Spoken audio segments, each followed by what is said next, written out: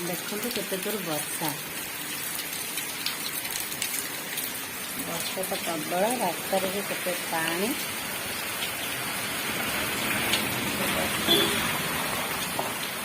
वर्षा हेनी।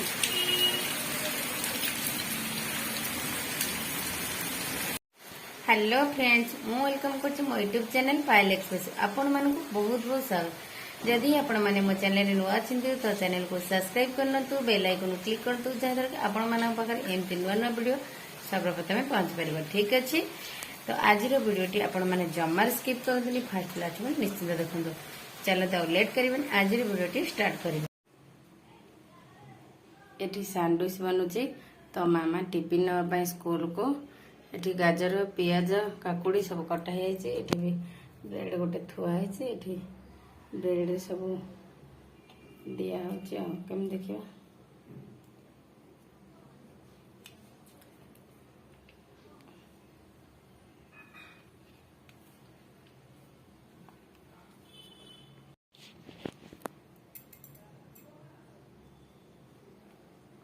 सब दिगला एबे सेकिदेवा।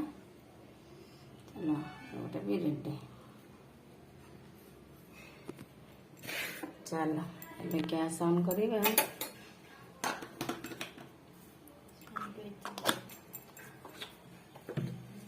लाइट गैस चालू हो गला। तो सैंडविच तो सब दिया सरची।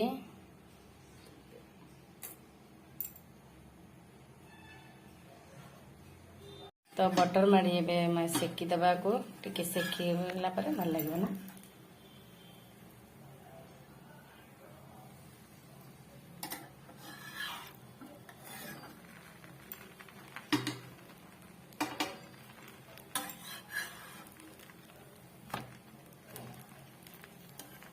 एबे सैंडविच पर सब रेडी हो जाइए। मामा टिफिन नापी रेडी।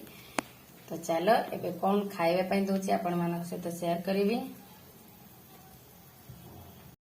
मामा तो टिफिन बॉक्स सैंडविच रेडी हो गला। तो ये भात अल्प किसी बन खाई जावाई स्कूल। भात आमर सब परिया मिसिक गोटे मिक्स तरकारी। तो आलू पोटल कांकण आउ जह्नी कौन कौन सब परिया पड़ी, अमृतभंडा आ बीम सबू परिया मिसिक गोटे मिक्स तरकारी हो जाइए। तो सालड भी टिके बना हो जाइए खायापी। तो सब खाଇବା रेडी हो जाइए तो स्कूल पाई आउ टिफिन। तो आपण मैंने आगु को वीडियो रे कंटिन्यू रहतु कौन हो कौन है तो निश्चिंत जानीपर। एबे मामार टिफिन रेडी करदबा। तो खायापी देदबा। सब तो खाया रेडी हो जाइए। चलो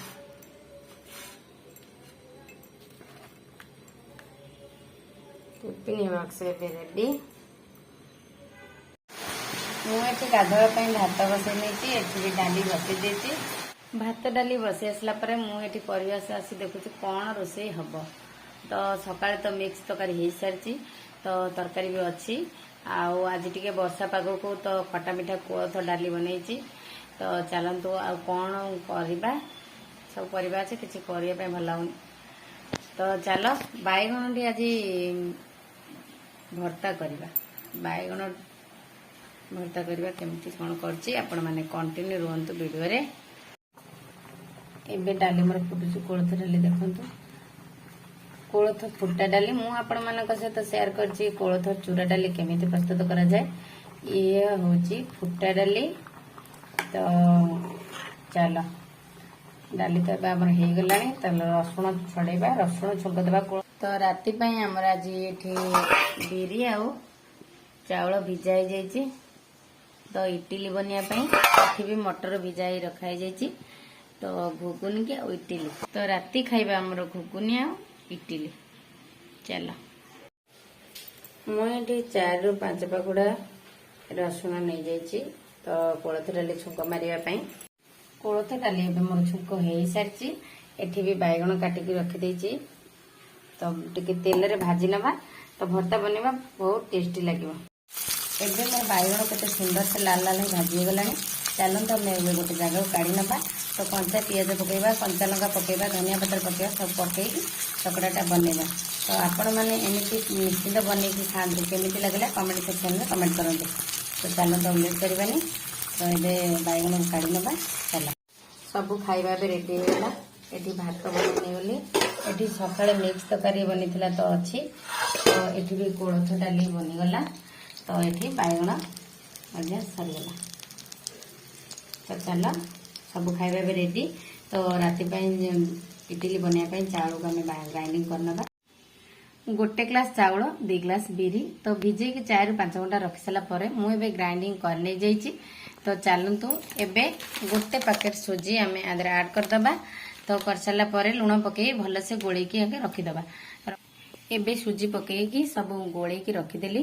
ତ ଏମିତି ଆଗୁଆ ଗୋଳେଇକି ରଖିବା ଦ୍ୱାରା ଇଟିଲି ଭଲ ସଫ୍ଟ ହୋଇଥାଏ। ତ ସେଥିପାଇଁ ଆଗୁଆ ଗୋଳେଇକି ରଖିଦେଲି।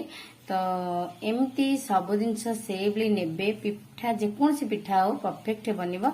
ତ ଚାଲନ୍ତୁ, ଏବେ ତ ଆପଣମାନଙ୍କ ସହିତ ସେୟାର କଲି, ଏମିତି ନିଶ୍ଚିତ କରନ୍ତୁ। ତ ଚାଲନ୍ତୁ ଏବେ ମଟର ଆଳୁକୁ ଆମେ ସିଝେଇଦେବା। ତ ମଟର ଆଳୁକୁ ମୁଁ ନେଇ ଆସିଲି, ପ୍ରେସରରେ ଦେଇଦେଲି। ତ ଚାଲନ୍ତୁ ଲୁଣ ପକେଇ ଏବେ ପାଣି ଦେଇଦେବା।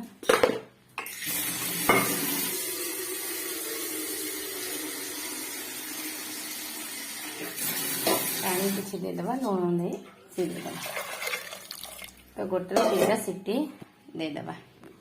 ଏଠି ମଟର ତରକାରୀ ମୋର ହେଇ ଆସିଲାଣି। ବଢ଼ିଆ ସେ ହେଇଯାଇଛି। ତରକାରୀ ହେଇସାରିଲା ପରେ ମୁଁ ଏଠି ଇଟିଲିକି ବସେଇ ଦେଇଛି।